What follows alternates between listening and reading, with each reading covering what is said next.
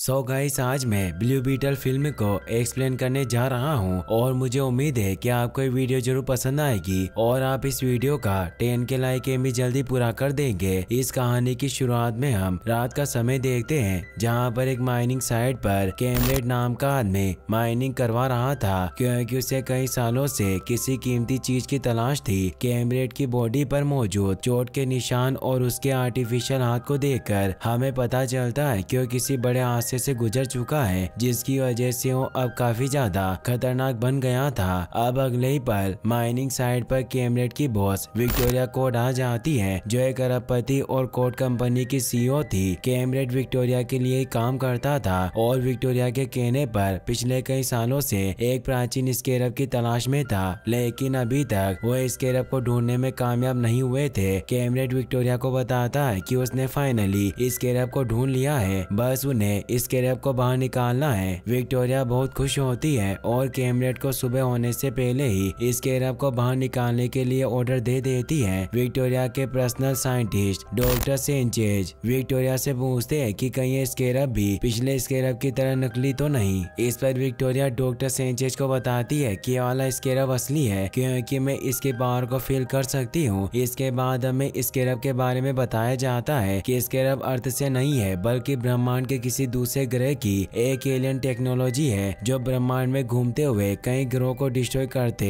अर्थ पर आ गया था। अर्थ पर स्केरब मिस्र के प्राचीन राजाओं को मिला, जिसकी टेक्नोलॉजी की मदद से उन्होंने विशाल पिरामिडों का निर्माण किया। और इसी तरह समय के साथ स्केरब अलग अलग लोगों के पास रहा और उन्हें उस सदी के सबसे ताकतवर और मशहूर लोगों की लिस्ट में शामिल होने में मदद की। कुछ लोगों ने स्केरब की टेक्नोलॉजी की मदद से सिटी से क्राइम को खत्म करने और लोगों की मदद करने में की, जिन्हें लोग ब्लू बीटल के नाम से जानते हैं। अगले सीन में हम पाल्मेरा सिटी के एयरपोर्ट पर हाइमे रेज नाम के एक लड़के को देखते हैं, जो कई सालों के बाद अपनी लॉ की पढ़ाई पूरी करके वापस अपनी सिटी में आता है, जिसकी वजह से हाइमे के पेरेंट्स उसे लेने के लिए एयरपोर्ट पर आए होते हैं। हाइमे काफी दिनों के बाद अपने पेरेंट्स, ग्रैंड मदर और सिस्टर मिलाग्रो से मिलकर बहुत खुश होता है। कुछ समय बाद हाइमे के अंकल रूडी भी एयरपोर्ट पर हाइमे को लेने के लिए आ जाते हैं। वो सभी रूडी की कार में बैठकर वहाँ से निकल जाते हैं और एक रेस्टोरेंट में आकर डिनर करते हैं। खाना खाने के दौरान हाइमे की सिस्टर मिलाग्रो उसे बता देती है कि जल्दी वो सब बेघर होने वाले हैं, क्योंकि उनके घर का मालिक अब 3 गुना ज्यादा किराया मांग रहा था। हाइमे सुनकर पूरी तरह से हैरान था और वो अपनी फैमिली से बोलता है कि तो क्या अब हम डेट के शॉप में रहेंगे। इस पर हाइमे के पेरेंट्स उसे बताते हैं कि अब उनकी शॉप भी उनके पास नहीं थी, क्योंकि बिजनेस में हुए नुकसान की वजह से उनकी शॉप अब बिक चुकी थी। और साथ ही इतने दिनों में एक बार हाइमे के डैड को हार्ट अटैक भी आया था। हाइमे सारी बातें सुनकर अपनी फैमिली से पूछता है कि तुम लोगों ने इसके बारे में मुझे क्यों नहीं बताया। इस पर हाइमे के पेरेंट्स उसे बताते हैं कि हमने तुम्हें इसके बारे में कभी इसीलिए नहीं बताया ताकि तुम अच्छे से पढ़ाई कर सको। हाइमे अब समझ चुका था कि उसकी फैमिली को फाइनेंशियली सपोर्ट के लिए उसकी जरूरत थी, इसीलिए अगले दिन से वो अपनी सिस्टर मिलाग्रो के साथ कोड कंपनी की सीईओ विक्टोरिया कोड के घर एक सर्वेंट के रूप में काम करने लगता है। काम के दौरान जब हाइमे विक्टोरिया को घर पर कॉनरेड के साथ देखता है, तो एक्साइटमेंट में विक्टोरिया को हाई बोलता है, लेकिन विक्टोरिया हाइमे की तरफ देखती भी नहीं है। जिस पर हाइमे की सिस्टर उसे बताती है कि अमीर लोगों के लिए हम गरीब लोग हमेशा इनविजिबल होते हैं और यही हमारी सुपर पावर है। अब विक्टोरिया जब अपने कमरे में आती है तो उसे वहाँ पर जेनिफर मिलती है, जो विक्टोरिया को वीडियो दिखाती है जिसमें कोड कंपनी विक्टोरिया के कहने पर ऐसे सुपर वेपन बनाने की तैयारी कर रही थी, जो किसी नॉर्मल इंसान की बॉडी से जुड़कर उसे इतना ताकतवर बना सकते थे कि वो अकेले ही 100 लोगों का मुकाबला कर सकता था। दरअसल जेनिफर के डैड और विक्टोरिया ने साथ मिलकर कोड कंपनी को बनाया था, लेकिन जेनिफर के डैड के मरने के बाद जेनिफर कोड कंपनी में विक्टोरिया की पार्टनर बन गई और वो ये नहीं चाहती थी कि कोड कंपनी कोई भी ऐसा वेपन बनाए जिससे लाखों लोगों की जान जा सकती हो। इसके बाद जेनिफर विक्टोरिया से कहती है कि इस प्रोजेक्ट को सालों पहले बंद कर दिया गया था,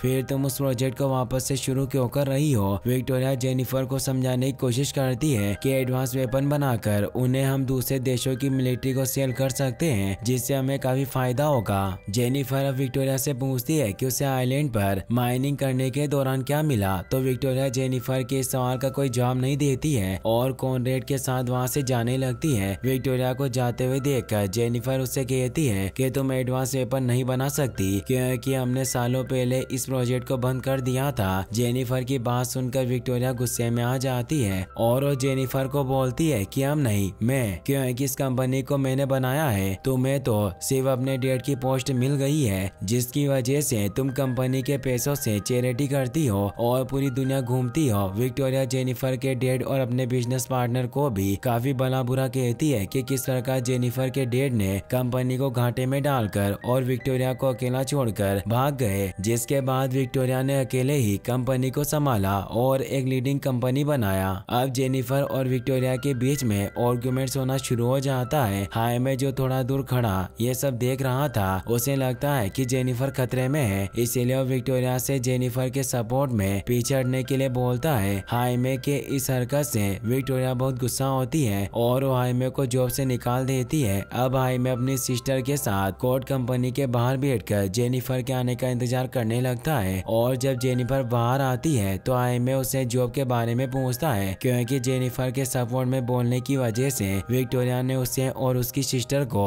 जॉब से निकाल दिया था। जेनिफर हाइमे को खुद की सपोर्ट करने के लिए थैंक यू बोलती है और उसे अपना नंबर देकर अपने ऑफिस आने के लिए बोलती है ताकि वो हाइमे को जॉब दे सके। जेनिफर का नंबर पाकर हाइमे और उसकी सिस्टर बहुत खुश थी क्योंकि अब उन्हें नई और बेहतर जॉब मिलने वाली थी। रात में हाइमे को जब नींद नहीं आती है तो अपने कमरे से निकलकर बाहर आ जाता है, जहाँ पर वो देखता है कि उसके डैड अकेले बैठकर शराब पी रहे थे। हाइमे अपने डैड को बताता है कि उसे बहुत बुरा लग रहा है कि अपने फैमिली को सपोर्ट नहीं कर पा रहा है और जैसे पढ़ाई करने के बाद भी वो अपनी लाइफ में फेल हो गया हो। हाइमे के डैड उसे समझाते हैं कि तुम चिंता मत करो, सब कुछ पहले की तरह ठीक हो जाएगा। अगले दिन हाइमे जेनिफर से मिलने के लिए कोड कंपनी के हेडक्वार्टर पहुंच जाता है, जहां पर हाइमे को छोड़ने के लिए उसके फैमिली मेंबर्स और अंकल रूडी भी आए थे। हाइमे अपने फैमिली मेंबर्स को घर वापस जाने के लिए बोलकर हेडक्वार्टर के अंदर आ जाता है। जेनिफर से मिलने के लिए हाइमे को कुछ देर वेट करने के लिए कहा जाता है क्योंकि हाइमे और जेनिफर की मीटिंग पहले से फिक्स नहीं थी। वहीं दूसरी तरफ कंपनी के अंदर जेनिफर एक साइंटिस्ट का सूट पहनकर सबसे छुपते हुए उस लैब की तरफ बढ़ रही थी जहां स्केरब रखा हुआ था।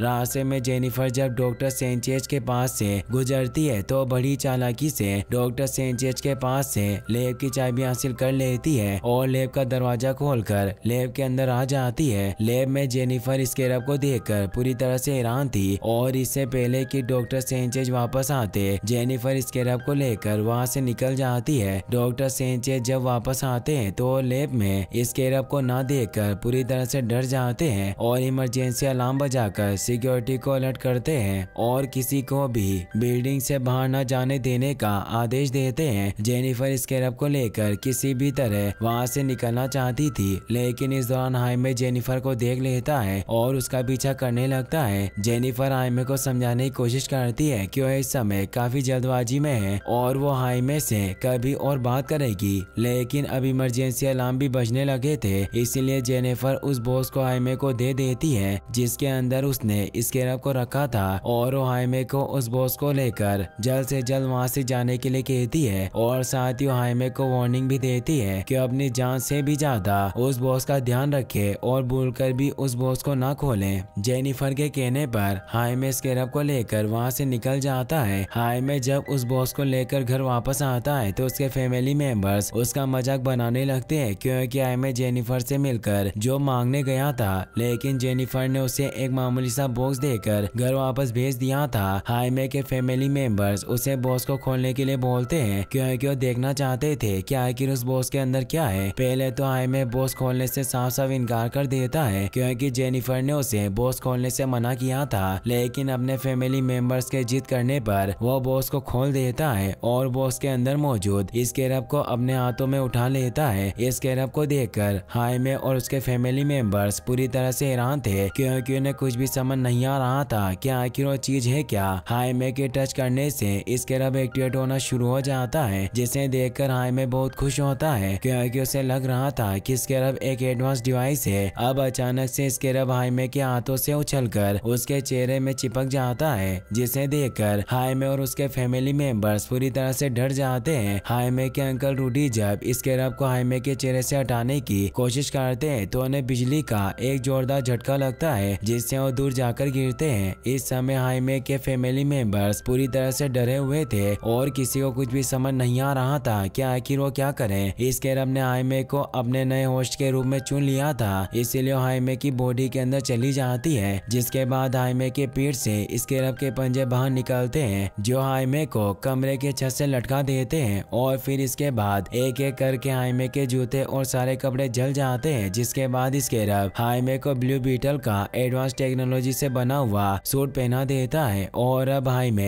एक ब्लू बीटल सुपर हीरो था। हाइमे को स्केरब और उसके पावर के बारे में कुछ भी पता नहीं था, इसीलिए अपने बदले हुए रूप को देखकर पूरी तरह से हैरान था। अब स्केरब के अंदर मौजूद एआई हाइमे के साथ जुड़ने के बाद अपनी पावर्स को चेक करना चाहती थी, इसीलिए अगले ही पल हाइमे को छत की दीवार तोड़कर उड़ाते हुए अंतरिक्ष में ले आती है, क्योंकि वो सबसे पहले अपने फ्लाइंग पावर को चेक करना चाहती थी। स्पेस में आकर हाइमे पूरी तरह से हैरान था और उसे अपनी आंखों पर विश्वास नहीं हो रहा था कि वो इस समय स्पेस में है। इसके बाद एआई हाइमे को तेजी से नीचे ले आती है, जहां पर वो नीचे गिरने से पहले ही हाइमे को हमें रोककर लैंडिंग पावर को चेक करती है। इसके बाद एआई हाइमे को सिटी में काफी तेजी से उड़ाने लगती है, क्योंकि वो इस समय अपने स्पीड पावर को चेक कर रही थी। स्पीड में उड़ने के दौरान हाइमे कार के ऊपर गिर जाता है, जिससे कार पूरी तरह से डिस्ट्रॉय हो जाती है, लेकिन हाइमे को बिल्कुल भी चोट नहीं लगती है। हाइमे कार के टूटने से कार ओनर से माफी मांगता है, क्योंकि उसने जानबूझकर ऐसा नहीं किया था। हाइमे इस समय रोड के बिल्कुल बीच में खड़ा था और सामने से उसकी तरफ तेजी से एक बस आ रही थी। एआई को लगता है कि उसके होस्ट यानी कि हाइमे के ऊपर बस हमला कर रही है, इसीलिए हाइमे को बचाने के लिए अपने विंग्स को हाइमे के आगे कर देती है, जिससे टकराकर बस बिल्कुल बीच में से दो हिस्सों में कट जाती है। लेकिन बस के अंदर मौजूद लोगों को कुछ भी नहीं होता है। ये सब देखकर वहाँ मौजूद लोग और हाइमे खुद पूरी तरह से हैरान थे।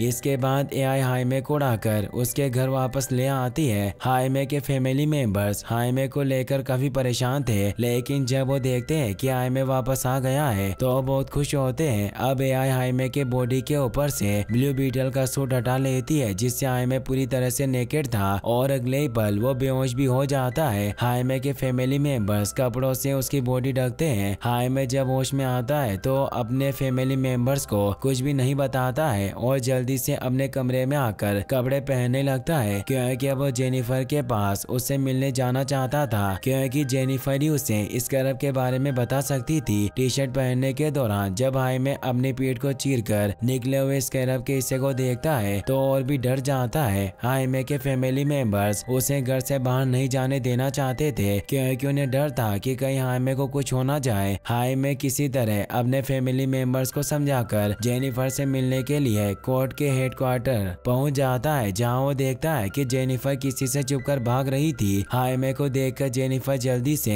हाइमे के कार में आकर बैठ जाती है और उसे जल्दी से कार को भगाने के लिए कहती है, क्योंकि विक्टोरिया को पता चल गया था कि जेनिफर ने ही लैब से स्केरब चुराया है और अब विक्टोरिया के गार्ड जेनिफर को मारना चाहते थे। हाइमे जेनिफर के साथ किसी तरह विक्टोरिया के गार्ड से बचकर वहां से निकल जाता है। हाइमे जेनिफर को लेकर अपने घर वापस आ जाता है, जहां पर हाइमे के अंकल उसके ऊपर गुस्सा होते हैं, क्योंकि जेनिफर से मिलने हाइमे अपने अंकल रूडी के कार से आया था, जो विक्टोरिया के गार्ड्स के हमले से कई जगह से टूट गई थी। हाइमे के फैमिली मेंबर जेनिफर के ऊपर गुस्सा थे, क्योंकि जेनिफर के दिए बॉस की वजह से ही हाइमे की हालत हुई थी। हाइमे के डैड सभी को शांत कराते हैं और उन्हें समझाते हैं कि हमने इससे भी कठिन दिन देखे हैं, इसीलिए डरने की कोई बात नहीं है, क्योंकि अब मुश्किल समय भी बीत जाएगा। जेनिफर जब हाइमे से स्केरब के बारे में पूछती है तो हाइमे जेनिफर को बता देता है कि वो इस समय उसकी बॉडी के अंदर है और साथ ही वो सभी को अपने पीठ पर निकले हुए स्केरब के हिस्से को भी दिखा देता है। जेनिफर हाइमे को बताती है कि स्केरब ने उसे अपने होस्ट के रूप में चुन लिया है, जो काफी अजीब बात है, क्योंकि स्केरब जल्द किसी को भी होस्ट के रूप में नहीं चुनती है और बीते हजारों सालों में उसने कुछ गिने चुने लोगों को ही अपने होस्ट के रूप में चुना है, जिनमें से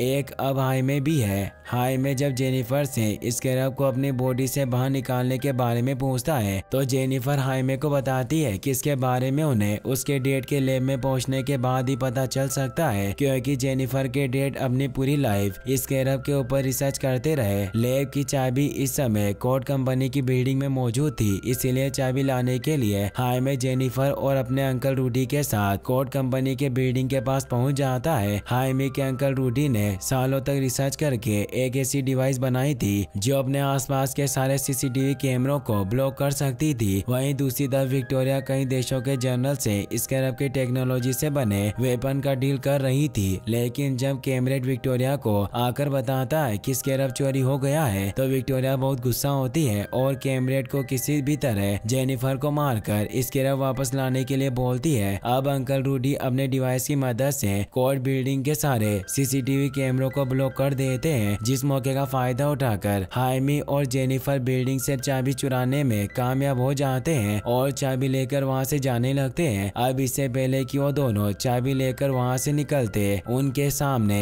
कैमरेड आ जाता है जो गुस्से में हाइमे पर हमला कर देता है। कैमरेड जैसे हाइमे पर हमला करता है, हाइमे के अंदर मौजूद स्कैरब की एआई एक्टिव हो जाती है जो ब्लू बीटल सूट से हाइमे की बॉडी को कवर कर लेती है और हाइमे बड़ी आसानी से कैमरेड के वार को रोक लेता है। हाइमे कैमरेड पर हमला करके उसे दूर फेंक देता है, लेकिन अब कैमरेड भी अपनी बॉडी में इंस्टॉल टेक्नोलॉजी को एक्टिवेट कर लेता है, जिससे देखते ही देखते उसकी बॉडी के ऊपर एक एडवांस टेक्नोलॉजी से बना सूट आ जाता है जो कैमरेड को काफी पावरफुल बना देता है। इसके बाद कैमरेड और हाइमे के बीच में एक खतरनाक फाइट होने लगती है। हाइमे स्कैरब की पावर की मदद से कैमरेड को बड़ी आसानी से डिफीट कर देता है और एआई हाइमे को अपने एडवांस वेपन की मदद से कैमरेड को मारने के लिए कहती है, लेकिन हाइमे ऐसा करने से साफ मना कर देता है क्योंकि वो कैमरेड को जान से नहीं मारना चाहता था। अब कैमरेड जब देखता है कि रूडी और जेनिफर कार से उनकी तरफ आ रहे हैं तो उनके ऊपर हमला कर देता है। हाइमे जेनिफर और रूडी को बचाने के लिए कैमरेड को छोड़कर उनकी तरफ जाता है तो कैमरेड को एक बार फिर से हाइमे पर हमला करने का मौका मिल जाता है और इस बार वो हाइमे को बहुत ही बुरी तरह से मारता है। लेकिन इससे पहले कि वो हाइमे को जान से मारता, रूडी और जेनिफर कार से कैमरेड को एक जोरदार टक्कर मारते हैं जिससे कैमरेड दूर जाकर गिरता है और वो हाइमे को अपनी कार में बिठाकर वहां से निकल जाते हैं। जेनिफर चाबी की मदद से लैब का दरवाजा खोलती है और फिर इसके बाद वो हाइमे और रूडी के साथ अपने डेट के लैब में आ जाती है। लैब के अंदर मौजूद एडवांस टेक्नोलॉजी के गैजेट्स और ब्लू बीटल के सूट से इन्हें पता चलता है कि जेनिफर के डेट कोई और नहीं बल्कि उनके सिटी के सुपर हीरो ब्लू बीटल थे। जेनिफर रूडी और हाइमे को बताती है कि उसके डैड ने स्कैरब के ऊपर रिसर्च करके उसे अनलॉक करने की बहुत कोशिश की, लेकिन जब वो स्कैरब को अनलॉक नहीं कर पाए तो उन्होंने अपने एडवांस टेक की मदद से गैजेट्स और ब्लू बीटल सूट बनाया ताकि लोगों की मदद कर सके। जेनिफर रूडी को बताती है कि उसके डैड के कंप्यूटर्स में स्कैरब को किसी इंसानी बॉडी से बाहर निकालने या फिर स्कैरब किसी इंसानी बॉडी पर किस तरह से काम करता है इसका डेटा जरूर होगा। अब रूडी जेनिफर के डैड के कंप्यूटर को अनलॉक करके सारी इंफॉर्मेशन चेक करने लगता है, जिससे उसे पता चलता है कि हाइमे से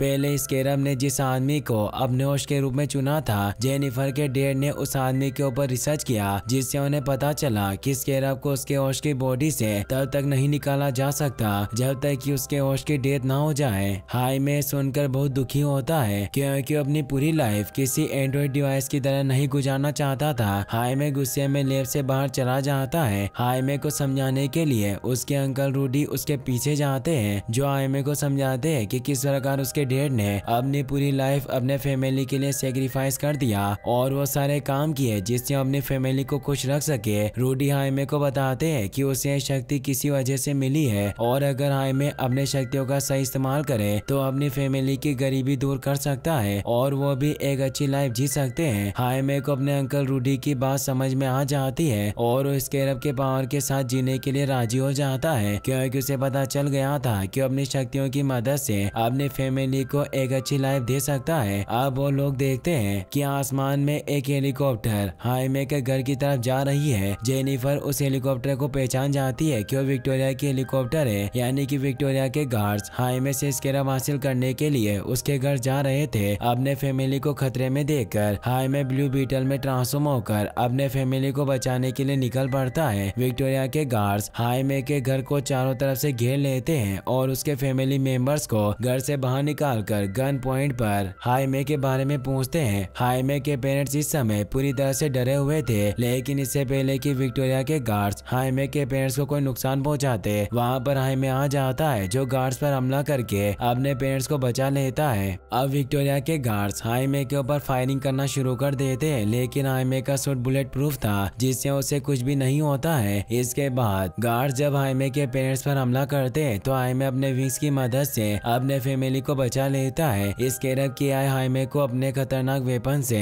सारे गार्ड्स को जान से मारने के लिए कहती है, लेकिन हाइमे ऐसा करने से साफ साफ मना कर देता है और ऐसे वेपन से गार्ड्स पर हमला करता है जिससे उनकी जान न जाए। विक्टोरिया हेलीकॉप्टर में बैठकर ऊपर से ये सब देख रही थी और कैमरेट से अपने खतरनाक वेपन से हाइमे के ऊपर हमला करने के लिए बोलती है। इस कैरब की एआई हाइमे को बताती है कि उसके ऊपर हमला होने वाला है, इसीलिए हाइमे भी कैमरेट के ऊपर हमला करने के लिए प्रिपेयर होने लगता है। वहीं दूसरी तरफ हाइमे के डैड जो हाइमे की सिस्टर के साथ वहां से जाने की कोशिश कर रहे थे, अचानक से उन्हें हार्ट अटैक आ जाता है। अपने डैड को मुसीबत में देखकर हाइमे उन्हें बचाने के लिए उनकी तरफ जाता है, लेकिन इस दौरान कैमरेट हाइमे पर हमला करके उसे जख्मी कर देता है और अब इस कैरब की एआई भी हाइमे की मदद नहीं कर सकती थी। कैमरेट हाइमे को बंदी बनाकर अपने साथ ले जाता है और हार्ट अटैक से हाइमे के डैड की डेथ हो जाती है और एक ब्लास्ट के साथ उनका घर भी जल जाता है। हाइमे के डैड की डेथ से उसके फैमिली मेंबर्स बहुत दुखी थे क्योंकि एक ही बार में उन्होंने सब कुछ खो दिया था। अब जेनिफर हाइमे के फैमिली मेंबर्स को अपने साथ अपने डैड के हेडक्वार्टर में ले जाती है, जहां पर रूडी सालों से बंद पड़े जेनिफर के डैड के शिप को स्टार्ट कर देता है और अब वो सभी लोग शिप में बैठकर विक्टोरिया को हराने और हाइमे को बचाने के लिए निकल पड़ते हैं। जेनिफर के डैड के शिप में बहुत सारे एडवांस वेपन मौजूद थे जिन्हें हाइमे के फैमिली मेंबर्स अपने पसंद से विक्टोरिया के गार्ड से लड़ने के लिए चुन लेते हैं और विक्टोरिया ने जिस आइलैंड के किले में हाइमे को रखा था वो उस किले में बंकर से होते हुए मेन सप्लाई पावर तक पहुंचने का प्लान बनाते हैं ताकि बिजली की सप्लाई कट करके वो अंधेरे में हाइमे को बचाकर वहां से निकल जाए। वहीं दूसरी तरफ हाइमे को जब होश आता है तो खुद को एक इलेक्ट्रिक मशीन से बंधा हुआ पाता है क्योंकि विक्टोरिया ने अपने साइंटिस्ट को आदेश दिया था कि हाइमे की बॉडी के अंदर मौजूद इस कैरब की पावर को कैमरेट की बॉडी में ट्रांसफर कर दे। जेनिफर हाइमे के फैमिली मेंबर के साथ विक्टोरिया के गार्ड्स के ऊपर हमला कर देती है, जहां पर रूडी बड़ी चालाकी से शिप की एडवांस टेक्नोलॉजी और वेपन की मदद से सारे गार्ड्स को मार गिराता है और फिर इसके बाद वो सभी टनल में से होते हुए इलेक्ट्रिक पावर सप्लाई की तरफ बढ़ने लगते हैं। वहीं दूसरी तरफ विक्टोरिया के कहने पर साइंटिस्ट हाइमे की पावर कैमरेट के अंदर ट्रांसफर करने लगता है। जेनिफर जब हाइमे के सिस्टर के साथ गार्ड से बचते हुए इलेक्ट्रिक सप्लाई के रूम में जाती है तो देखती है कि वहां पर विक्टोरिया ने एडवांस डिवाइस का एक पूरा जाल बना रखा था जिसमें वो हाइमे के बॉडी से निकलने वाली एनर्जी को स्टोर कर रही थी ताकि इस कैरब की पावर की मदद से वो पावरफुल वेपन बना सके। इसके बाद जेनिफर उस पूरे जगह पर बॉम्ब लगाकर वहां से निकल जाती है। अगले सीन में हम हाइमे को देखते हैं जिसे एक विजन आता है जिसमें अपने डैड से मिलता है। हाइमे अपने डैड से मिलकर बहुत खुश होता है। हाइमे के डैड उसे समझाते हैं कि इस कैरब को अपना ले और वो दोनों एक हो जाए क्योंकि यूनिवर्स ने उसे किसी खास मकसद से चुना है। हाइमे अपने डैड को अपने साथ चलने के लिए कहता है, लेकिन हाइमे के डैड उसके साथ वापस आने से मना कर देते हैं। अब वो पूरी जगह डिस्ट्रॉय होने लगती है, इसीलिए अपने डैड के कहने पर हाइमे स्पेस में तैर रहे ब्लू बीटल को टच करता है जिससे इस कैरब की एआई पावर और हाइमे एक दूसरे से पूरी तरह से जुड़ जाते हैं। लेकिन अब तक काफी देर हो चुकी थी क्योंकि इस कैरब की पावर पूरी तरह से कैमरेट की बॉडी में ट्रांसफर हो गई थी, जिससे अब कैमरेट पहले से भी काफी ज्यादा पावरफुल बन गया था और चारों तरफ तबाही मचाना स्टार्ट कर देता है। जेनिफर के द्वारा लगाए गए बम ब्लास्ट होने से लैब की पावर सप्लाई कट जाती है, जिस मौके का फायदा उठाकर हाइमे खुद को आजाद कर लेता है। अब इससे पहले कि लैब के अंदर कैमरेट हाइमे को मारता, विक्टोरिया का पर्सनल साइंटिस्ट लैब का दरवाजा खोलकर हाइमे को लैब से बाहर निकाल लेता है और उसे वहां मौजूद अपनी फैमिली को बचाने के लिए बोलकर वहां से जाने के लिए कहता है। साइंटिस्ट ऐसा इसलिए करता है क्योंकि वो समझ चुका था कि अब तक वो विक्टोरिया का साथ देकर गलत कर रहा था। हाइमे अपने फैमिली मेंबर्स के वहां होने के बारे में सुनकर उन्हें बचाने के लिए निकल पड़ता है। कैमरेट गुस्से में साइंटिस्ट को बहुत ही बुरी मौत मारता है और फिर हाइमे को मारने के लिए निकल पड़ता है। कैमरेट जल्दी हाइमे तक पहुंच जाता है, लेकिन इससे पहले कि हाइमे को जान से मारता, हाइमे किसी तरह बहुत मुश्किल से कैमरेट से बचकर भागने में कामयाब हो जाता है और भागते भागते वो टनल में एक लोहे के दरवाजे के पास पहुंच जाता है जिसके उस पार जाना इम्पॉसिबल था और विक्टोरिया के गार्ड्स लगातार उसे मारने के लिए उसकी तरफ बढ़ रहे थे। हाइमे इस समय स्केरब की पावर का इस्तेमाल भी नहीं कर सकता था, क्योंकि स्केरब की एआई हाइमे को बताती है कि पावर ट्रांसफर होने की वजह से उसे वापस से एक्टिवेट होने में कुछ समय लगेगा।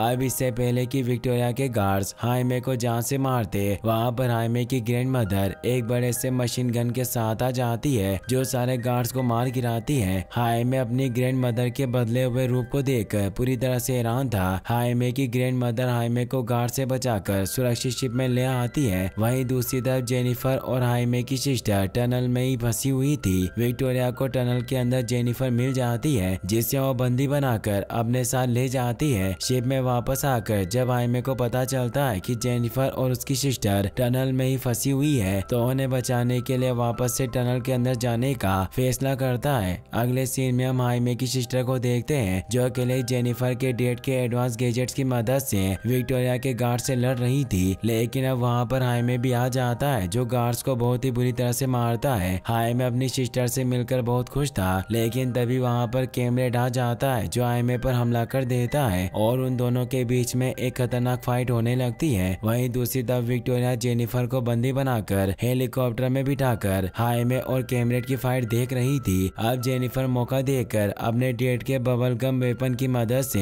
हेलीकॉप्टर को क्रैश कर देती है, जिसमें पायलट तो मारा जाता है, लेकिन विक्टोरिया और जेनिफर हेलीकॉप्टर से नीचे गिरने के बावजूद भी बबल गम के विशाल जहाज की मदद से बच जाती है। हाइमे और कैमरेड के फाइट के बीच कैमरेड हाइमे पर भारी पड़ रहा था, क्योंकि स्केरब की पावर एजो करने के बाद वो पहले से और भी काफी ज्यादा पावरफुल बन गया था। हाइमे बड़ी बहादुरी से कैमरेड से लड़ता है, लेकिन वो कैमरेड के सामने ज्यादा देर तक टिक नहीं पाता है। अब इससे पहले कि कैमरेड हाइमे को मारता, हाइमे के अंकल रूडी कैमरेड के ऊपर पत्थर से हमला करने लगते हैं, जिसकी वजह से कैमरेड हाइमे को छोड़कर रूडी के ऊपर हमला करना शुरू कर देता है। हाइमे को लगता है कि कैमरेड ने उसके अंकल को जान से मार दिया, इसीलिए वो गुस्से में अपनी पूरी पावर से कैमरेड के ऊपर हमला करता है और उसे बुरी तरह से घायल कर देता है। हाइमे अब कैमरेड को जान से मारना चाहता था, लेकिन स्केरब की एआई उसे ऐसा करने से रोक लेती है, क्योंकि एआई ने पहले ही एनर्जी ट्रांसफर के दौरान कैमरेड की मेमोरी अनलॉक करके ये पता लगा लिया था कि कैमरेड ने बचपन से ही बहुत दर्द सहा है और एक जंग में जब कैमरेड अफाइज हो गया